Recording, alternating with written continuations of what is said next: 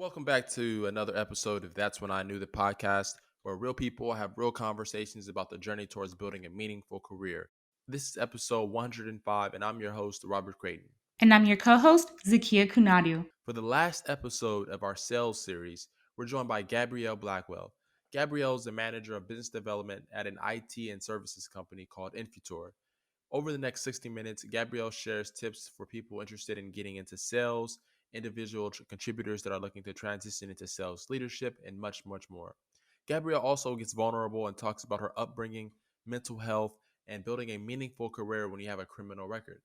Now, before we get into the show, as always, if you're listening on Spotify, Google, or Apple Podcasts, be sure to subscribe, rate the show, or leave your thoughts in the comment section.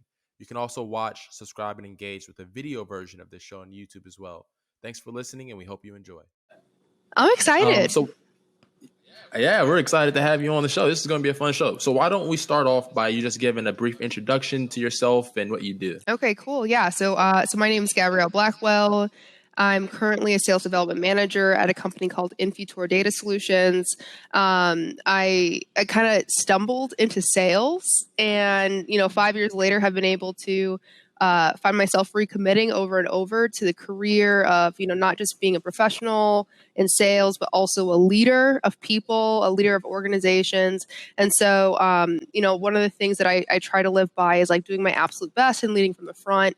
So, it's not just a 9 to 5 kind of thing. It's also what I call it 5 to 9 kind of thing where I really am trying to develop the best me in order to be the best leader and the best manager for the people that I work with. Awesome. I love that.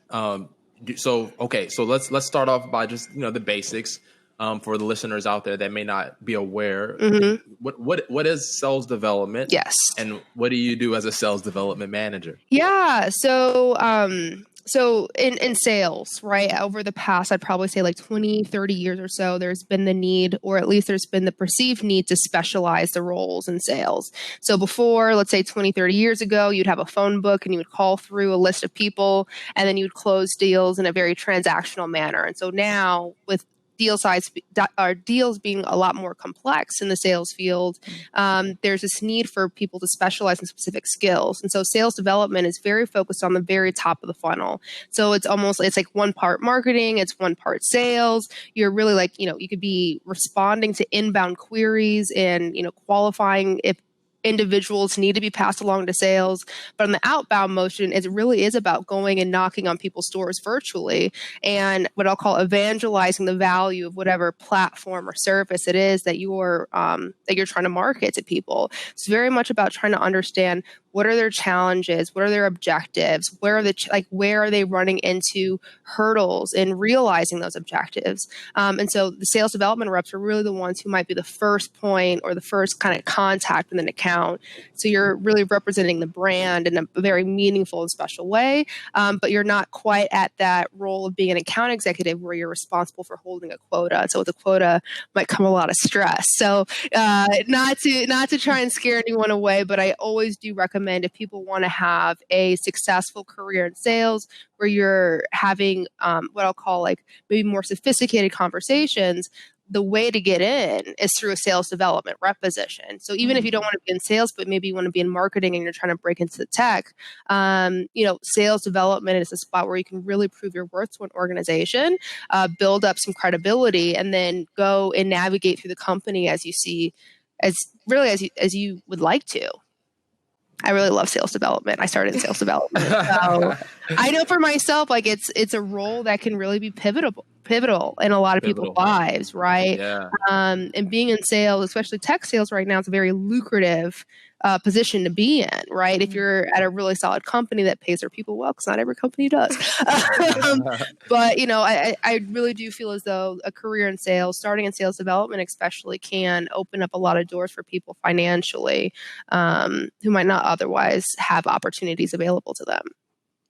Interesting. So for like folks who are just getting ready to, maybe graduate college, Sales development, would that kind of be like that entry level? Is that something that they should, start looking for when they're applying for jobs and things like that? Yeah, even though I don't really like using the word entry level, right? The reason why I say this is there are companies, and I think a lot of times like very large companies who might be better suited for recent graduates, right? And so and I think the reason why they're potentially better positioned for recent graduates is because they're a more mature company with a lot more sophisticated systems and training and enablement. And what they're really trying to do is attract the best and the brightest and mold them into very proficient sales professionals. But there's some people like myself, for example, who didn't know that I didn't know what I wanted to do after I graduated. What? Yeah. And so I left the country. I was an au pair and a nanny in Paris for a couple years. And when I came back into the States and I was like, oh, I went to this like top 5 school. I'll get whatever job I want. And everybody else was like, you thought. So I wasn't like straight out of college. I was a few years out. I had some work experience, but not enough to be an experienced hire. And so I really thought about what is it that I want out of my career. Yeah. And I saw myself as being like a CEO, for example. And I was like, okay, well, where do CEOs start their careers in? And a lot of times it's in finance or sales. And I was like, well, I don't want to live in an Excel spreadsheet. So I guess sales it is the way. And so like that's how I got into sales. So it's not just for people getting straight out of college. It's also for people who are looking to transition in their careers and want to maybe like transition into something that's a bit more lucrative. You touch on 2 things that I think are interesting. One, it reminds me of my personal story because I also got in. I was an SDR when I first got into tech, but I had like 3 or 4 years of closing experience in the solar industry, selling a straight to consumer product. Mm-hmm. So that was interesting where I was, and the organization that I worked at was one of those organizations that you speak about, where they're looking for fresh college grads. You know what I mean? Yeah. So that was an interesting part of my career. But you touch on something that's really important, I think, and that's that, an entry or a sales development role could really be a gateway to any career you choose. I love seeing like SDRs that go from SDRs to the recruiting team or to the marketing team. And I want to touch on that, being that you are you're a manager of sales development representatives. First off, since I'm on the topic, how do you view kind of your SDRs and that path to build their career that they're looking for? Yeah. So, I mean, I don't have a perfect, like if someone were to ask me like, hey, like, what's your framework? I might have some guesses on how to do that. Right. Okay. But I think the thinking here or the intention is this. I was the kind of person who always thought, being in a career, like having a sales career, being in a sales development role specifically, it gave me the chance to demonstrate. Can I swear on the show? Sorry, sure. Kick ass. Yeah, you can. So it gave me, and so like I'm like I had been in positions in the like prior to getting into sales development or sales specifically, where I like didn't matter how much I put into the role, I was always going to get the same back. Right. So it was like, didn't matter if I was an overperformer and I was hitting and I was killing whatever goals that were given to me, I'd still get paid the same amount of money. I'd still get treated the same way. In sales, I was like, all right, hey, my amount of effort into this role, right, and what I get paid back, they go pretty hand in hand. It's pretty easy. Right. I'm like, if I get 110% of my goal, I'm probably going to get actually paid 130% because there's accelerators right after 100% production. Right. And on top of that, if I'm the number one spot, people are going to be like, yo, our number one pipeline generating rep, and they can put a number onto that and they can put a value to that and say, hey, like, we need to make her happy. We need to keep her happy too. Yeah. So like that's all sins. Have you heard that saying before? I've never heard that. I've never heard that. So, I will say this though, like I do feel as though we're reaching a time in the sales, and I'll call it a community or culture, whatever it is, where like a lot of the old school or traditional things that we tolerated, right? So mistreatment of people for whatever reason that is, and tolerance of non-ethical behaviors and demonstrations is not being tolerated as much. Because I think one, there's just a lot more transparency. There's a lot more things going on in society where like, yeah, you could have been that lone wolf who was killing the game. But if now this lone wolf is seen to be somebody who disrupts 4 of their coworkers, it's like, well, Right. I'd rather get rid of 1 person and save 4 people than keep 1 person and suffer the 4. So I guess there's a tangent, but yeah. Sales ties all sins is not something you tell your manager. No. I've heard the phrase "You're lucky you're number one." So it's always been like, it's the fun thing also of sales. It's like, you could be riding high for a few months, and some like COVID happens, right? And so it's like, okay, well, you might not be the number 1 rep anymore. What happens when you're on a PIP? Right. Things would flip on you. So yeah, exactly. Yeah. You just gotta, you gotta show up. I think that's the biggest thing is you gotta be persistent. So it doesn't matter like what's going on. You're the CEO of your business, and you own your number. So it's really like your success is in your hands. Okay, awesome. I'm a firm believer in that as well.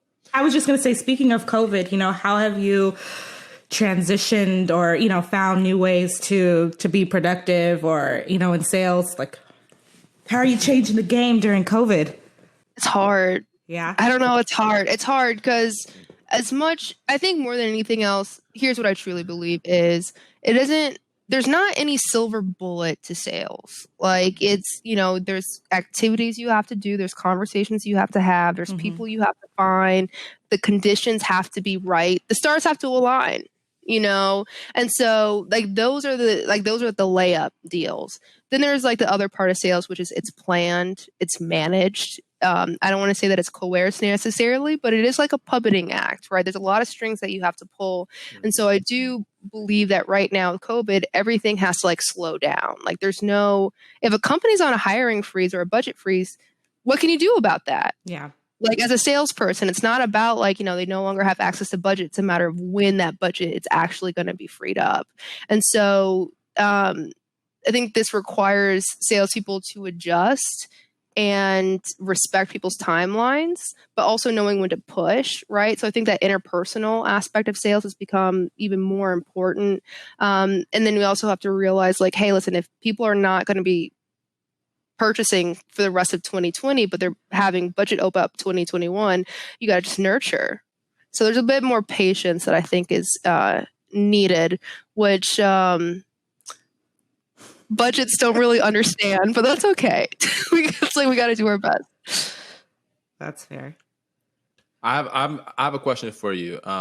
It's awesome to see you as a leader and to be in a position where you're able to mentor, train, hire people. How does one become a manager of? Were you like?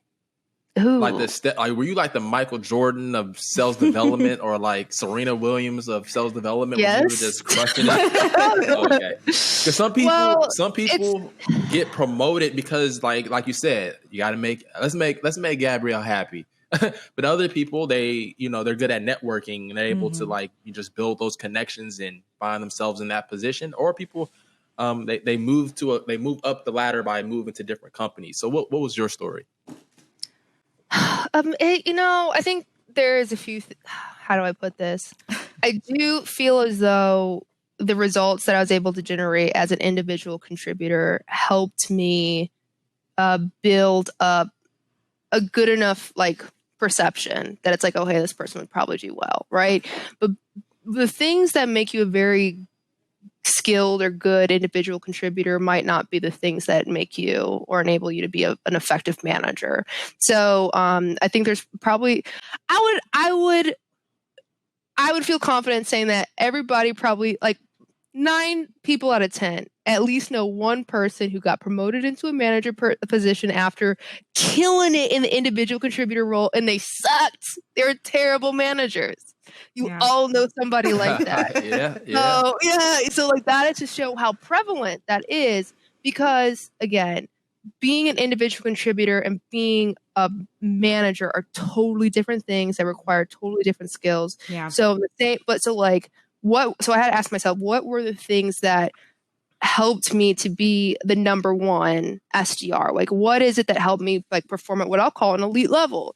And it's like, okay, well, what were the things that I was doing outside of work? I was talking to people, I was networking, I was learning from folks who already done this role, that done the role before. Like, I was like, what is the structure of success for me, right? What is the process that I have to follow? What are the concepts that I had to learn? So I just became a student of the game is the best way to put it, right? And then if I think about like, okay, when I step on the court, so I played basketball and volleyball like all throughout college, right? So I'll speak in that way, but I'm like, a lot of how you perform during the season is going to be informed by what you do in the off season. So I've had seasons where I took off season off and oh man, I was Lost so that bad. jumper. No, it was bad, right? And so, so it's like, okay, well, like, let me dedicate myself to being the absolute best. And what does it take to be the absolute best? So that mindset, apply that to being a manager. Right. So it's like, what is it the best managers do? And so like, I think either one, you're going to know some really good managers and you're going to have a model, or there's maybe another experience where you had a really bad manager. And so you're like, how do I not be them? So like that could be done through your own research, through talking to people. I mean, you're going to mess up as a first time manager. Well, get over it. Based off of your research, what were the things that you learned that made a good manager? Whether by experience, like you just had to fall on your face a couple times, or you were able to be blessed with someone to look up to? I think it was a mixture of everything. So like my grandfather, Bob Blackwell Sr., he was very well respected in his professional circle. He was at IBM for 20 years, I think he was like the first like Black executive, right? Or at that level in IBM's history at the time. And then he went off and created his own company. And it was a very successful one. It was like one of the largest minority owned businesses in the Midwest at one point in time. So that was when I was younger, but fast forward to me being like right out of college, like early 20s, and I'm running into people in Chicago and they're like, hey, are you Bob Black? Are you related to Bob Blackwell? They would tell me about the kind of person that he was. And like that, so I had this model because I would go into the office all the time when I was younger and I would see how he'd interact with people. I would hear the way he talked to people. I knew how much he cared about the individual in front of him. And he also knew that in caring about them and investing in them, right, for the person that they are, that was going to be beneficial to him and his business. So it's not to say that he was like being manipulative. He's just like, hey, listen, I know if you feel cared for, you're going to be able to show up better. So like, that's easy for me to do. And I would even say like the first manager that I had when I was an SDR was very much like that in the interview process.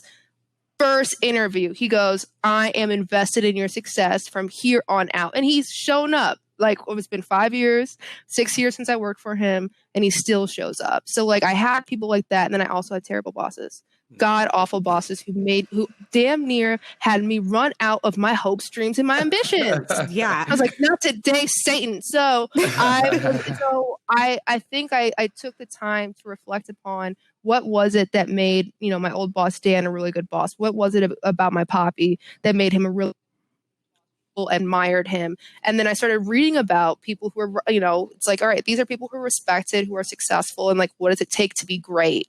And so there's a book called Good to Great. That's like one resource that I thought was great. And yeah, you can pick up management books, like everything from how you manage people to how you manage personnel, like stakeholders, like how you manage processes and metrics and things like that. So it's like, and then over time, I'm able to have certain experiences that allow me to bring all my learnings together. So, like I said, I'm 29 now. I expect myself to, at 29, I'm like, we're pretty good. Like, what's 32 going to look like? I think I get excited about being a better manager, and I realize that like subject matter expertise, to get back to that point, like doesn't matter as much as being able to understand how do I attune to an individual. Best books, psychology books about people, like how children and parent, like the connection between child and parent.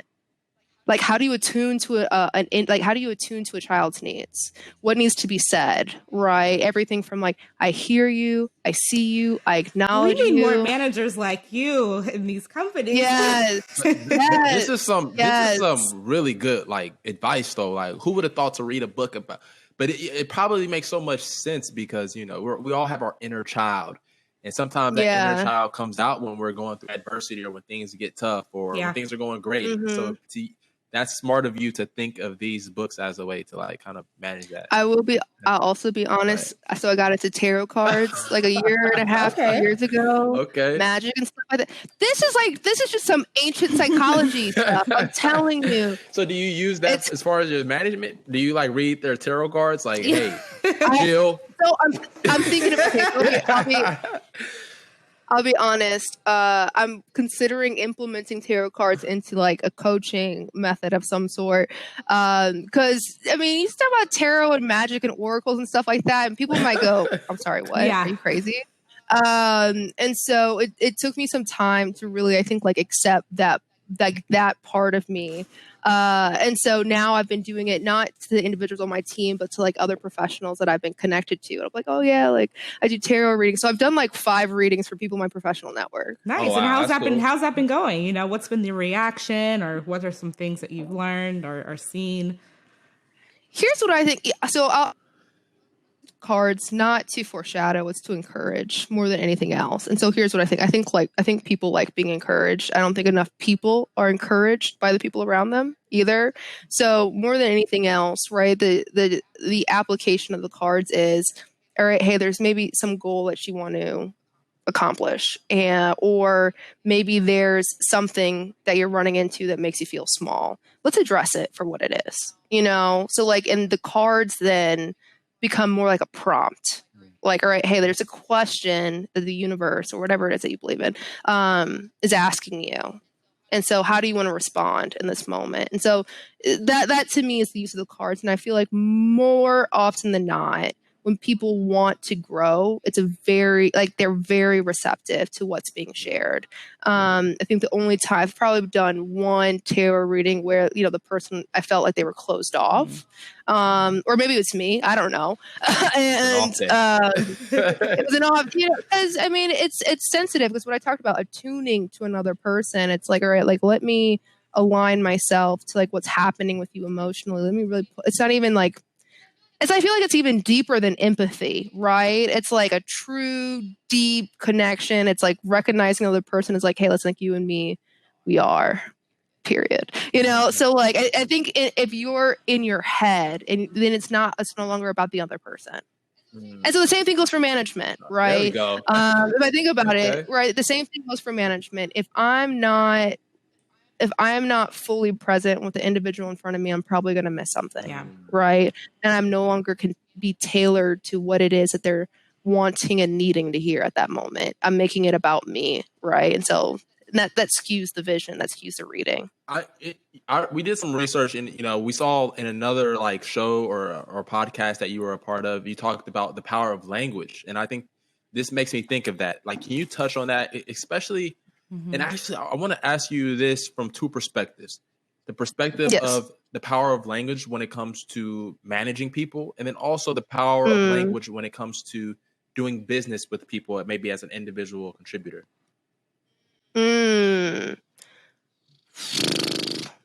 So I got into words a lot. So I took a break from work from like mid 2018 to mid 2019. And this was really motivated by burning out in such a glorious way from one work experience that I had. And the experience that I had in this workplace, I feel like I was just exposed to a lot of very harsh words. And I also remember watching a documentary about Maya Angelou on Netflix, like earlier at the beginning of 2018. And she talked about the power of words and how they have the power to like seep into your clothes, into your walls, into your fabrics, and then eventually you. So, and when I think about the power of words, I think about it in terms of like, okay, what are the things that I'm constantly saying to myself? Like if I'm constantly saying, oh, hey, like, I don't know what I'm doing, or I'm not good enough, or like, who was I to think that? Or, you know, if I'm just beating myself all day, like those are the words that are imprinted on me everywhere. And I just like, I'm programming myself to carry out what it is that I'm telling myself. So I tell myself I can't do it. I'm not going to do it because that's the way I'm literally reinforcing that over and over again. So like what happens when you change the code? right? You're probably going to end up with a different function altogether. Right. So I'm like, what happens when I use different words? Same, it's magic. I'm telling you, when Guardian Leviosa and stuff is going to lift up off the floor. If I tell myself, yo, like, you are baller, you're an awesome, you're going to realize your dreams, I'm probably going to do it. So I feel like it's like you like enchant yourself, right? You like, you know, like bewitch yourself, you recode, you reprogram, you like word yourself in order to realize the things that you deeply want to realize. So like that to me is like truly the power of words. So for me as a manager, know that like, okay, I am in a position of influence, of authority, whatever it is, like being in a little bit of a higher title. And so what I'm going to say is going to carry a lot of weight. So if I tell someone, hey, you're doing a sucky job, like they're gonna be like, what the hell? You know, yeah, like I'm like, what is that? Like, what is that doing? Is that giving them something to work with? Like, I remember I had a basketball coach. I missed 2 out of my 4 free throws in a game. By the way, in high school, I held a record for most free throws made. Hey. Right. I go into college. I missed 2 free throws in a game. My coach tells me, I was like, hey, listen, you didn't play me in the next game. Like, what's going on, man? And he goes, oh, I didn't trust you. I don't trust you on the court. And I go, what? And he's like, oh, it's because you missed those 2 free throws. I could not make free throws to save my life, like any time that he was around me. And so as a coach, he's around me all the time. So I thought about, I'm like, how do I go from being one of like the best free throw shooters, right, in a school's history to now not being able to make a single free throw? Like I'm like having a panic attack every time I step up to the line. So I even thought about it like that. I'm like, hey, this person, essentially these people who are in positions of power have the ability to cripple a person, right, and to moralize a person just through their words. So I have to be very intentional, very careful, very mindful of the words that I'm using, because I know that I could say something that could truly seep into a person, right, and just rot it all out. And at that point, I'm like, and at that point in time, I as a manager have failed. I suck at my job now, because my job is to help people shed away all the crap that keeps them small and help them realize their best selves, right, at this point in time. So if I am now a person who has ripped them down and like beat them down to the ground, I was like, yo, I failed. Right. I'm not doing my job anymore. Wow. So that's how I feel about words, right? I didn't answer about, like in business, but it's the same way. Like, I can definitely see it. Right? Yeah, definitely.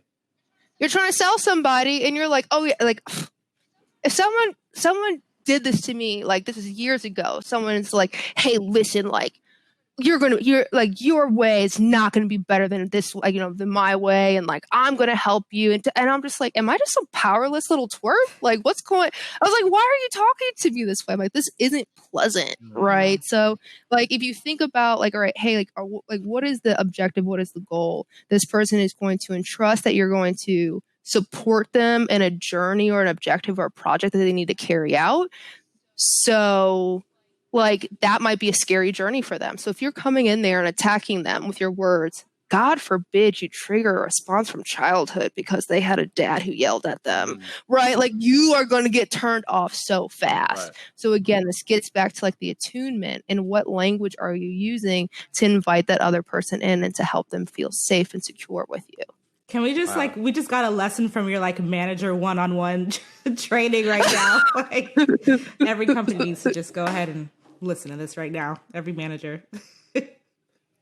It's just real. I mean, I've said it. I think I just think about the experiences that I had and how, like, okay, here's my thought is I truly do believe and have faith in my ability to realize whatever it is that I want to realize. Like, I truly do believe that.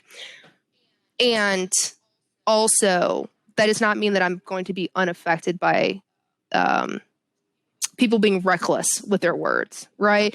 So I'm just like, I'm like, hey, listen, I could have gotten this job done in 3 hours. Easy. Great work. But hey, I had this conversation with a coworker and he yelled at me and that thing and asked me if like why I wasn't understanding him, essentially called me stupid. So now I need to go spend an hour and a half to hype myself all the way the F back up because I'm a rock star. And I was like, that's, like, I was like, now it's going to take me 4.5, 5 hours. And the work might not be as good because I'm over here trying to like coach my inner critic to be my cheerleader right now. So I'm like, that's just like so much more mental work, so much more emotional energy that got expended when that energy really could have been focused on being very productive in my role. Yeah, no, that's wow. This is deep. This is we're getting real deep. You're so articulate about it as well, which is really cool. And it just I like, honestly, I was like, I had a lot of time to think, 2018 and 2019, where I was just like, man, like, it's like, you can really hurt somebody with your words, absolutely. or you can make the, if you don't have anything nice to say, don't say it at all. Okay, but speaking on that, speaking on, or go take a walk. I don't know. Don't be around people. Yeah, exactly. Speaking of 2018, part of this show is also career journey, right? So yes, let's take it back a little bit. Back. Let's reel it back to when you were, not in diapers, but tell us about where you grew up, how you grew up, and then also like how your upbringing has affected your approach to building a meaningful career. So I grew up in the suburbs of Chicago, a very well-to-do old German immigrant town named Schaumburg, Illinois, population 75,000 people. So I grew up as one of the only Black kids, like in the schools that I went to. It was mostly like, all of my friends were white.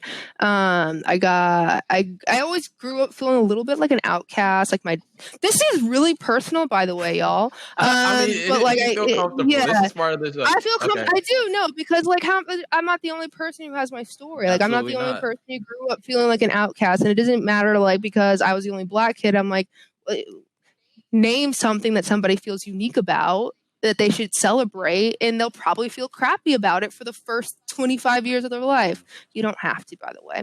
So there's that. I also grew up, my mom's a single mom, and so I grew up with my dad not being around, but having another family. So I always felt like, wow, this vulnerable. I'm glad I got tea for myself.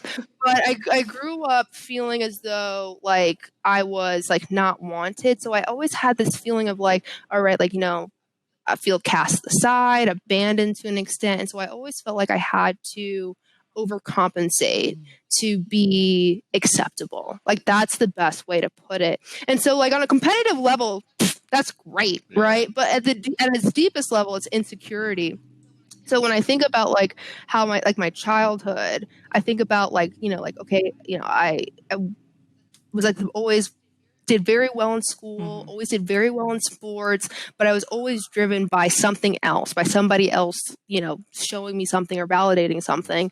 So that's like kind of how I grew up. Like now though, like now that I've done my work and gone to lots of therapy, thank you, Ralph. And shout out to Ralph. He's a real one for real. So like, having gone through enough experiences that like where I stepped back and questioned my own worth, and now and then having experience where I was like, you know what, I'm going to stop doing that because maybe that's not great for me.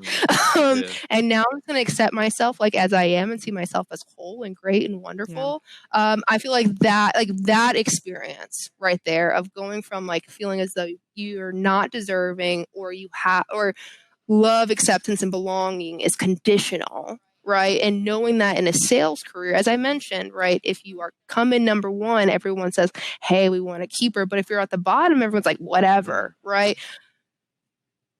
That should not be the manager code. It shouldn't be, right? Like, hey, listen, everybody comes onto the team has something to contribute. Everybody, it might be unique, it might be different, but like I'm sure it'll enhance. Like that's the way I try and hire too. I'm like, all right, hey, like how can we bring in different thoughts, different skills? I want to know about people's lives because I realize how they grew up or how their current living situation is going to impact how they show up to work too. So I try and just think about, okay, like what is it that I was needing? Like what was it that I was needing as a little girl, right? That I didn't realize I needed until I was like 28, but like go back to 25, right? Hey, like, I'm going in at 7:30 in the morning, maybe leaving at 6 sometimes, right? Like why, or like even longer than that. I'm like, why am I doing that? Why am I doing that to myself? I don't need to, and I don't want to have anybody else feel as though they need to in order to be recognized, accepted, and celebrated at their workplaces. There you go. Wow. Well, thank you for, being vulnerable and sharing that. I think something I'd also want to know is what are some other careers that maybe you were exposed to when you're growing up? I know you mentioned your grandpa was like an entrepreneur. Yes. What were some things that maybe your mom did, or, aunts, uncles? I don't think I ever really wanted to do the things that my family did. Because everybody had done it. My grandfather was a consultant. He had his own consulting business. I appreciate his management stuff, but like my mom had a consulting business. My uncle had a consulting business. And if you try and do things that everybody in your family's done, everybody's going to be real opinionated about how it should be done. And I was like, I just don't have time for you. And also I really wanted to go and do something for myself. I didn't know what that was exactly. So I think that that was even one thing that compelled me to go to Paris, France, and be like an au pair and a babysitter. Because I was just like, I don't know, I just want to go out there and do something and like have it be my own thing. Right. And then I'll be honest, for like, I didn't really consider sales because I came back to the U.S. from Paris, and I was like, well, okay, what am I going to do? I don't have any money. I need to get something. I need to have a job. I can't live in my uncle's basement. This is not a good look. So, I was looking at everything but sales. I was looking at like, at first I was like, okay, consulting, because that's what my family did and I'd probably be good at it. Why not? Then it, that didn't work out because they were like, hey, listen, we don't have a position for you. Scram. I was like, okay, cool. So then I was like, maybe people operations. Maybe I'll do that. I like people. I'd be invested in it, whatever. Didn't ever get past the second or the first round interview, past the phone screen. And so I was just like interviewing a bunch, and I was like, and I'd come up with this whole story of like, okay, I'm going to be a CEO, but let's be real. Like, I was like, I also need a job. Like, sales is the way to go. I just need to have this be a pretty story right now and be motivated, inspired by it. Like, this is the way I'm going to do it. So that's how I got into sales. I kind of joke around and say it was the last resort, but I'm glad because I was like, all right, hey, I tried all these other things, and sales has been the only thing that stuck, really. Yeah, and you found success, and you're also becoming like an influencer in the space. Like, I see you're very active on LinkedIn. People come to you for knowledge. You have the content. You do content, right? Like you want to plug the content that you share that maybe our listeners can check out and learn from as well. I feel like I just cracked this kind of like in the past couple of months. So like, I don't even know how to answer you because I still feel like I'm like, yo, like, I think I just found something. Let me just try it out until it stops. Like until I figure something else out. That's what we know. I have no idea. I don't know any of this stuff. I try to do research on it, and I was just like, I'm confusing myself. Hey, listen, here's what I think. It's like, it doesn't matter what time you send or what day you send. I think if you have something relevant to say and you know what audience you want to attract, then you'll attract it. Like law of attractions, yo. Like if you embody it, it will but you also got to do the work, right? So, I'm figuring myself out, but here's what I think is there are things that I've learned and I feel pretty comfortable and confident in sharing, right? I feel as though like from my experience being an SDR, from being an SDR, having been an SDR manager now at 2 different companies, I'm like, what? I think I do have a point of view on cold calling. I do. I've seen it a lot. I've coached on it. I still feel as though like I'm still pretty good at it. Cool. I read a lot about like sales methodologies right now, and I'm listening to a lot of people. I'm having a bunch of conversations, and it gets to a point in time where I realize I'm like, oh wow, like I'm in a lot of sales enablement conversations and outbound conversations and sales development conversations, and people, I'm sharing my thoughts, and people are like, oh yeah, that's interesting. Or, someone's asking a question. They're like, oh yeah, thank you. I'm like, oh, I have a resource for this. So then I'm like, well, let me just share it. Or there was even one where it was inspired because I needed to build a SDR to AE enablement program. Right, so SDRs who are up for promotion to being an AE, before they get into the seat, how can we prepare them to make that transition? So I created this 8-week program, and we never used it at my organization. And I was like, I'm going to flip over a table. What's going on here? And before I did all that and put holes in the walls, I was like, just because I can't use it doesn't mean that other people can't Yeah. use it, right? So it really did start off with like, and like to give into like say the giving mood was I was getting frustrated because I was building things and I was sharing ideas that were not being used in the circles that I was occupying, and I was like, F that noise. I know what I have to say is valuable. Let me throw it out there to the universe and say, hey, universe, whoever you want to disperse this to, do it. So like, I think that's really what started everything, was just like, I have things that would be helpful. And so, and other people have shared with me how it is helpful. So like, why not keep sharing those things?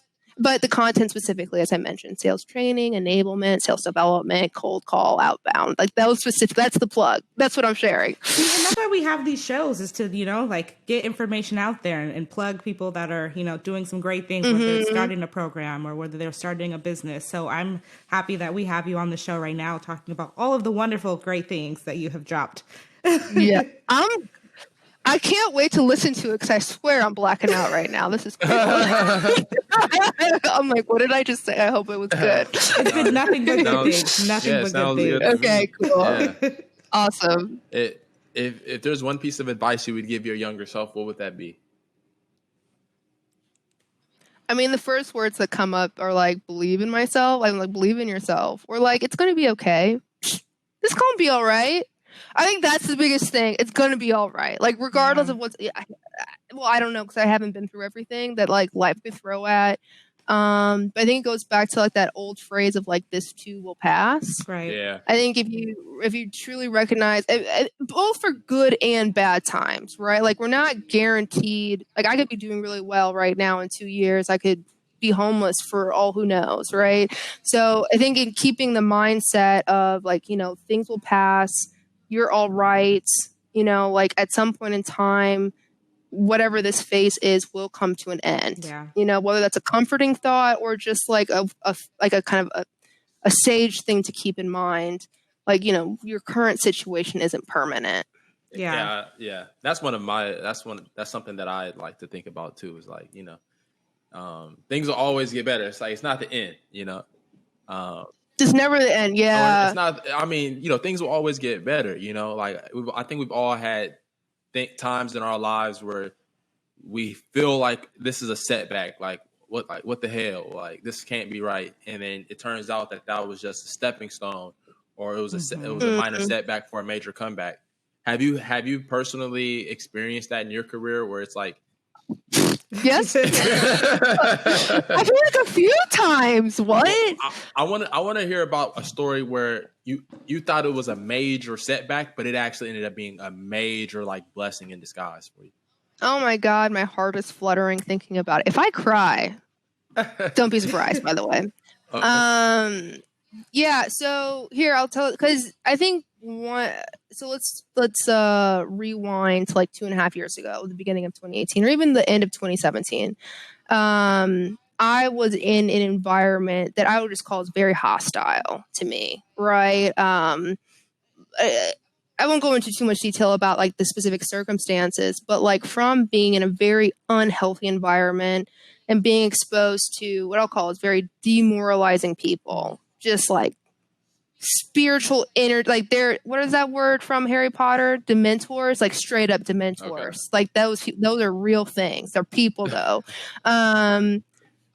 I burned out so hard. Like I got to a point in time where like I couldn't think right. I couldn't eat. Like I was just not functioning, and it got so bad. And it was like, I mean, a little bit the symptom, like my mental health was deteriorating at such a rate that I ended up having a nervous breakdown. It was just like oh God, it was just so epic. Like it was just intense. Yeah. It was huge. Yeah. And so during that, I have this nervous breakdown. I'm having an episode. I'm out in public. I end up going to a bookstore, and I refuse to leave the bookstore. And so the bookstore employees call the police to come and get me. And again, I'm having a full on episode right now. So like, I don't even like really know what my name is. I don't know what's going on. And so then you have these people in front of me and they're like, hey, we're the police. And I'm like, I'm like, yo, like, I feel like I'm imagining life right now. Like, this is not real. I'm in a dream kind of thing. And so I'm not in a dream. I'm real life. I'm talking to real police officers who have some real authority. And if I mess with them even a little bit, they are going to put a felony on me. And so I ended up getting a misdemeanor, right? Like, so I end up like getting arrested.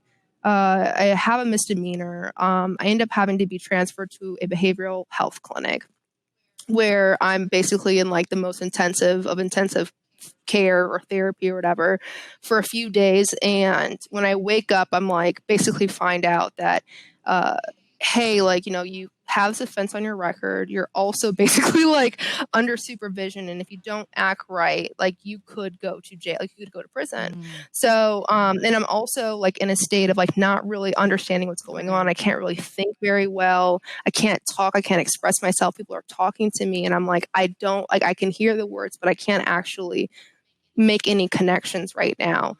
And so I'm like, and then, I get to a place in time where, within a week and a half or so, I'm better. I can go back home. But I still like just went through this nervous breakdown. I still have to live with like the things that led up to it, right? This trauma, this intense trauma that led up to it. And now I also have a record. So how the hell am I going to get a job? When am I going to get a job? How am I going to take care of myself? And so like, even like all of that like wasn't even enough. Like, I get myself to a point in time where I feel, just my confidence was shot. I'm like, who am I? What happened? Like, is this going to happen again? Like, or how do I keep it from happening? So when I did like kind of come to, I felt very comfortable and confident being like, I put up with a lot of crap. So this makes sense. But when I went out and I'm looking for jobs and you have a record and that could be the end of it, like all the dreams, right? So I'm like, how Did you experience that where like companies like rescinded offers? Yes. Yeah, obviously they can't like, because that's discrimination, right? So they can't just be like, we're not hiring you for this reason, or can they? They're not supposed to ask about a criminal record.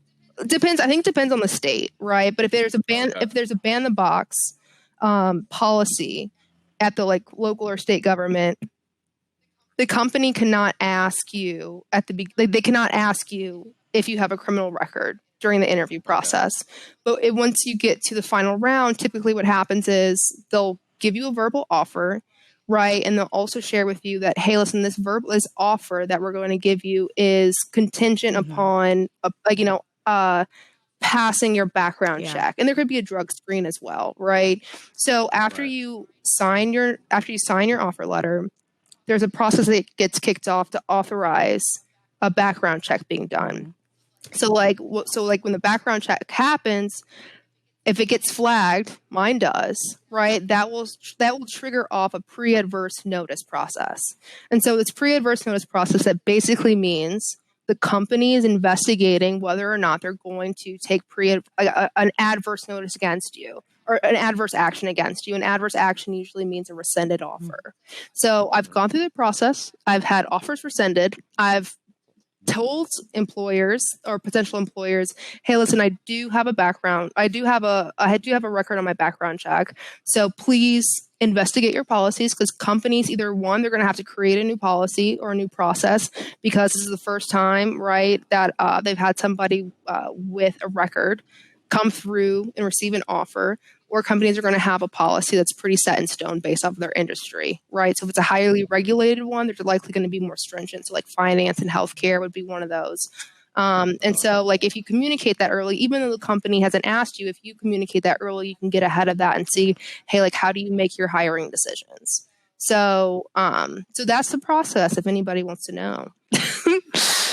I didn't know that. Yeah. So I think it's good for the young, especially for the younger folks out there that, because here's the thing is that like, I think what separates me from you is that like, I just didn't get caught. You know what I mean? And it's not funny, but it's like, we're not our mistakes. Yeah. And I think, but it is also important to kind of realize, just the different paths that you can take, and just keeping everything in mind. Yeah. But to answer your question, there's a question that you asked me, which is, because I gave it just a lot of context, of course, to build up the suspense of it all.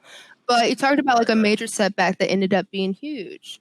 without, even though it sucked, I'm not going to lie, it did suck. Growing sucks because you get out of your comfort zone and you're pushed to do things that you don't want to do or you didn't think that you can do. So like I didn't, when I took my time, one part of it is I took a year off from work. Part of it was because I couldn't get a job, right? One part of it was like, hey, I do feel like I needed to heal. It really forced me to what I'll call like face my demons, right? So like all those critical voices that were just in my head were now being said out loud. So now I'm like, all right, like I'm probably going to hear this over and over again. Like who am I in this situation, right? So like, am I the kind of person who's just going to fold and give up and go work some job that I don't care about, but whatever? Or do I really believe in myself the way that I thought I believed in myself? Am I going to be the kind of, like I've had HR people straight up be like, how could anybody like follow you as a leader knowing that you have something on your record? People have been bold to me. So I'm like, you know what? I'm not standing for any of this right now. So I think like, and then it also, again, like when I talk about the use of language and I even think about my management style, I thought about, hey, what were the things that led me to having my darkest moment? Right. And like, how might I be supporting some of those methods and those tactics that were used? And like, how can I deprogram myself from using those kind of tools and instead pick up something that is much more nurturing, that cultivates and encourages? So even like being able to talk to you today about this, one, I don't hear about anybody who has like, from what I know anyways, I haven't really come across people who have, who have marks on their background check, who are like in my fields and who are talking about this, right? So like the opportunity to do for others what I didn't have, somebody to talk about their experience, right? So like if this isn't a freaking comeback, I don't know what it is. Like I went through something and people were like, you need to be quiet, you can't be in our spaces. And I'm like, guess what? No, I'm here. At what point did you decide to say, like, how did you play it? Like, did you play it strategically where you built up your confidence, you built up your resume, your professional network, and then felt, okay, I'm comfortable and I'm in a place where I can share my story confidently?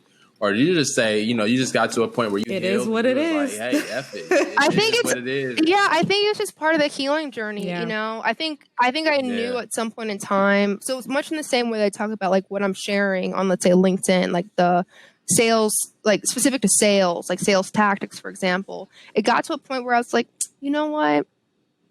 I've got a point of view on the matter. Like I think it came to that. It came to like, you know what? This situation doesn't have as much power over me anymore. Like I was able to get a job. Someone, felt comfortable advocating for me. This didn't shoot me down. Honestly, this isn't as big of a hurdle as I thought it was going to be. Yeah. I think it's like, I think it was just that. I was thinking it was just like recognizing, I'm like, either, I think there's two ways of looking at it. You can say, I don't want to call it narcissistic view. I can either say, hey, I'm bigger than this, or I could say, hey, listen, like what I'm in service to is bigger than all the rest of this crap. Right. If whatever your faith aligns to. But I was just like, yeah, what I'm in service of is way too big for this nonsense over here. Like, yeah, I'm back. And I think earlier when I was like, yeah, the only difference between me and you is that I didn't get caught. I was actually kind of projecting my like upbringing and my surrounding into you because, and a lot of people where I come from, I was raised in Oakland. So yep. I've seen a lot of people in high school, people that look like me didn't even make it out of high school because, the violence and stuff. And there's a lot of people that just didn't have the guidance and, or support. And, now they're in a similar situation where, they just weren't blessed to like kind of have an easier path to like where I am today. Yeah. And that's what's unfortunate. So I guess, you give like, what are just some like maybe like one or two concrete tips and Zakia, she's our in-house HR professional. she's our HR person. I'm on the sales side. So like, what are one or two like tips you would give to those looking to re-enter the workforce? And then also, what should these companies be like? What is your advice to them? Mm. I mean, in my opinion, you are the Yeah. advice. Like you're so sharp and you're so articulate, and you're like, I feel like you are the advice. You're like, look at her. Thanks. You know what I mean? Yeah, thank you. So yeah, two questions there: advice for those looking to work, and advice for those looking to hire. So I think so there's like one tactical tip, right, for job seekers, which is get in front of it. I think that's about the best thing. Get in front of it. And what I mean by that is you have a choice in the matter, right? You can either choose for people to create the story for you, or you can tell them what the story is, right? And so, like, from my end, I don't think I just think it was hard for me to be like, you know what, like, here's actually what happened, because it was so hurtful, right? I didn't want to tell people. I was like, hey, listen, I was just overwhelmed by all this negativity in my life and all this hate in my life, right? So there was that one piece. So I think it's just like, just get in front of the story, like, know what's going on, because, like, for yourself, like, if you did something wrong, admit to it, right? But talk how you grew from that. Because the worst thing that could happen is you demonstrate that you are the absolute best candidate, right? But you're afraid of your record. You haven't accepted yourself yet. And you get to the position in time where you're like, that background check happens. And now it looks like you were hiding something, right? Because people aren't going to recognize that you just might be afraid. It would just mean like dealing with your old past, and that you're just afraid of, you don't even know how to talk about it because it might have been so hurtful. Right. People are just going to, people might interpret that as you have something to hide and you're misrepresenting yourself. So I say, like, just get ahead of the story so you don't give people the opportunity to do that. And then I think for the second piece of advice, if it's for a job seeker, is network as much as possible, right? I think one of the things that really helped me get the job that I'm in right now is the fact that I had somebody who's at the company who could advocate for me, right? So really do not neglect, right? Spend time cultivating a network, and also, this is like an additional tip, right? But if I can actually say what's more important, talk about your experience. The more you talk about it, that's at bats, that's practice in sales, right? We have to do pitches and respond to objections and overcome them. And so a big part of that is building up a muscle memory around having that conversation, so it comes out automatically. So don't let your first time, your first time telling your story be the time where you have to respond to an HR professional during a pre-adverse notice process, right? Give yourself some at-bats so you have practice going through that situation. And then I think before you go out, I'm gonna have my Suge Knight moment on a podcast. To all you professionals that want an opportunity to share your story and feel comfortable, come on to this podcast. Yes. We'd be happy to have your story. And if there's things you don't want us to put out, we won't put it out. At least you'll have an opportunity. You have an outlet. Know what I mean? Yeah, definitely. Okay, sorry. No, it's okay. And then for companies, you know what? It's hard. Like, let's just take a moment. Listen, I don't know what it's being in HR, but all I could imagine right now is that there could be like constantly that threat or that risk piece, and like, how do we make sure that we're not liable for something? Yeah. So it's a hard position to be in, right? So I get it, and also I think it goes back to like the power of words that I was saying, right? Is like, what I think if your company has a policy and you have to follow this policy, right? And that policy says you're not going to hire this person. I don't know. That makes my heart hurt. Honestly. So I think, like, at one part I want to say, like, screw the policies, I'm in HR, but screw the policies too. That's what I want to say. That's what I'm interested in getting in your perspective on this as, like, being in HR. What are your thoughts on, like, people re-entering the I just workforce? think that there are a lot of policies out there for reasons, right? To not have, liability, to really think about what's best for the overall company. But I think there are a lot of policies that need to be re-reviewed. And I think that because not enough people are upfront and tell their stories, that they can't create these policies when they don't have the knowledge or the information about certain situations. So I think everything can be adjustable. I think it can be adaptable. Yeah. I think some things they're just set in stone, and they're just like, whoa, we never reviewed them, and it's like we haven't re-reviewed. Also, there's a stat that I came across that says 1 in 5 Americans have a criminal record. Like, there's a bunch of people out there, right? Yeah. So are we going to just say, oh, hey, like all of a sudden people are discounted because of something in the past? So, I was about to be like, go on a little empathy streak, compassion streak for like HR. It's not just company, right? I think like to be an individual, right? Here's the thing is, I think like, right, let's make it, there are people who are making these decisions. And so I think if the person has done their work, right, I'm coming from this point of view, is I think if a person has, like, something has happened, they've done something, right, and they've been tried in front of a court of law, and they've done all the things that they're supposed to do in the court of law, and now they're being released, and it's I don't know, like, one part of me just wants to say, like, listen, they already went through the justice system. They don't need to go through anything. Like, they already... Right. They've already gone through it. You don't have to continue punishing people. Right? Yeah. And what's crazy to me is like, okay, obviously a lot of these policies weren't put in place for us. Just keep all the way. I was going to say, I'm like, okay, like who is arrested most? Yeah.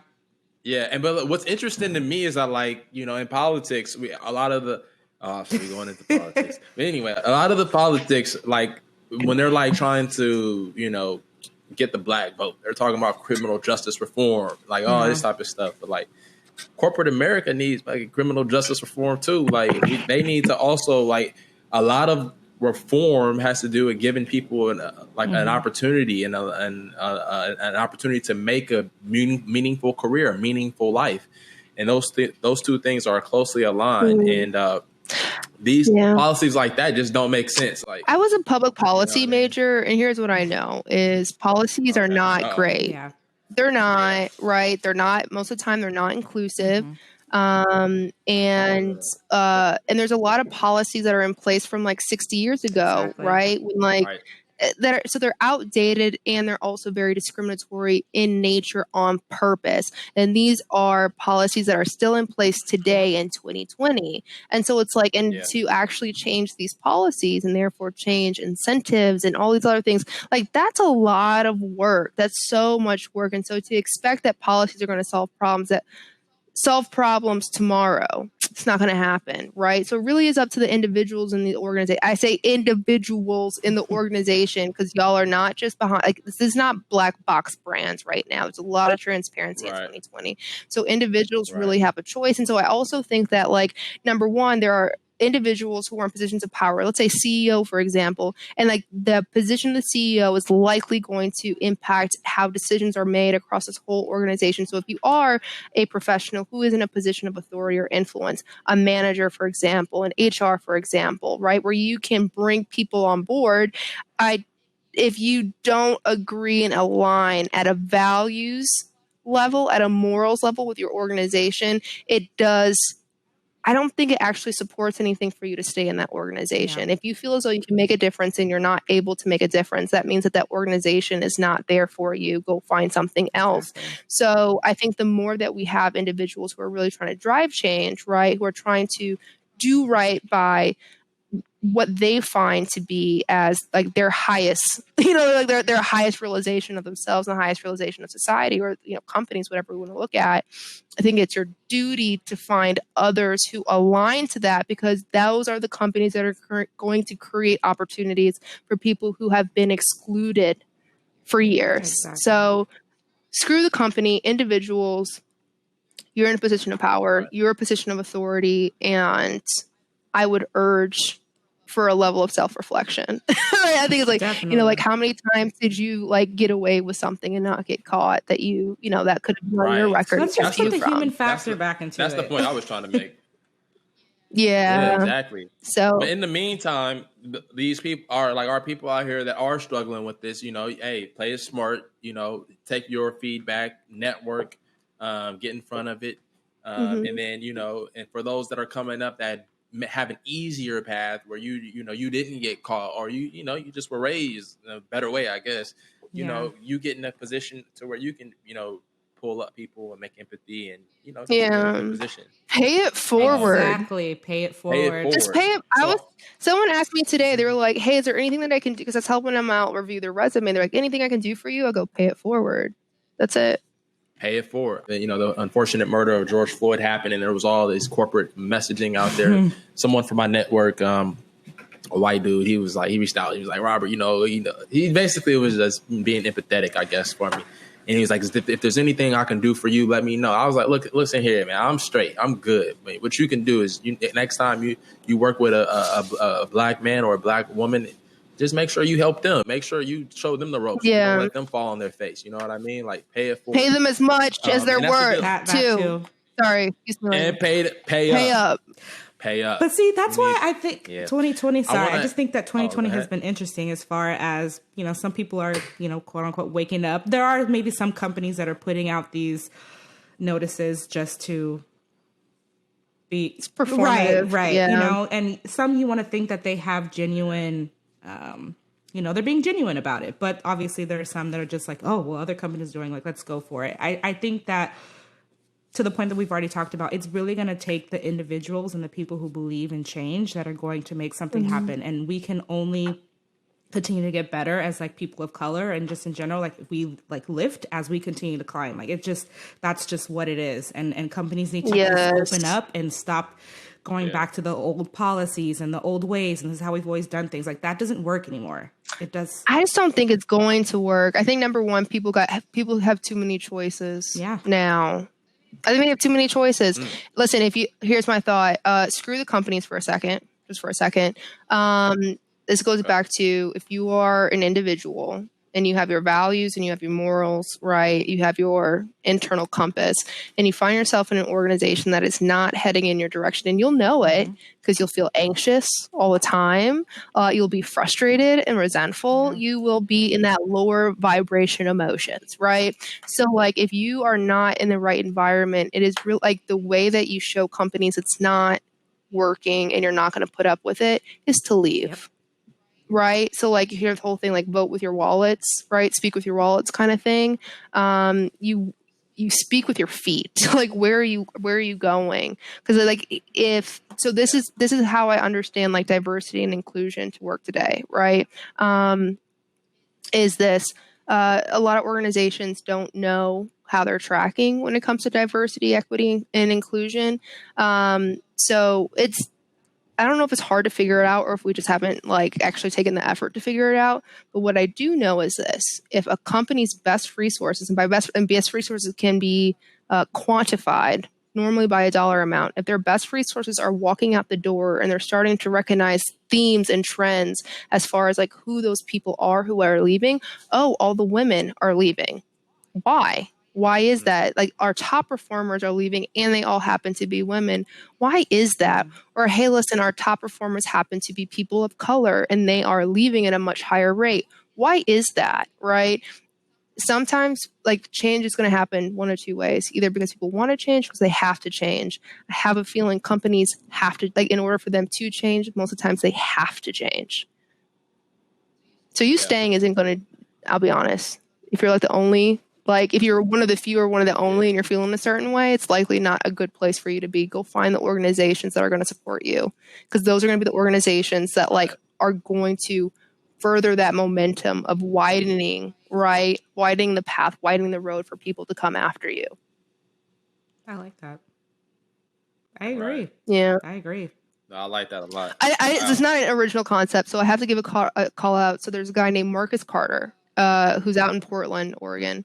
I worked with him, and I just remember he was doing a workshop where he's presenting on something, and someone raises their hand and they're like, hey, listen, I'm really trying to do X, Y, and Z at my organization. I'm really trying to get them to understand the importance. I think it's like LGBTQ, the community and the kind of experience that's happening there, and, like, how do I get them more rallied around it? And he's just like, okay, well, if you're not paying attention, why don't you just leave? The lady's like, what? He's like, no. He's like, this is obviously very important to you, and you're not your needs are not being met. Like, if you're in a relationship, would you stay in a relationship like that? I do think that sometimes easier. It is. So it's hard to do. The money is good. It's hard. And now we're in a pandemic. So where you going to go? It's a risk. It's hard.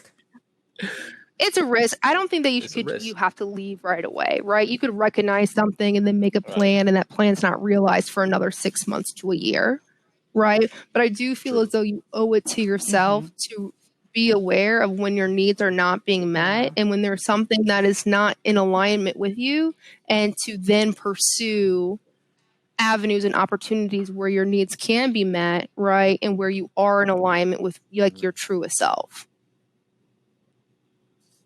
Yeah, no, I agree. I agree for sure. This has been really good. This has been an awesome show, and you know, I want to know what's next for you. I want to know where you want to go. I know you're going to be a CEO eventually.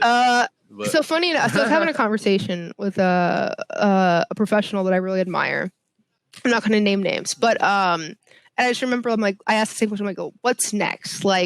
What is your ultimate dream?" And they go, "To infinity and beyond." And I was like, "This dude over here quote Toy Story. What's going on right now?" But I think that's real. I think it's I don't know exactly what I'm going to do. I don't know exactly where I'm going to be, but I feel like it's going to be great.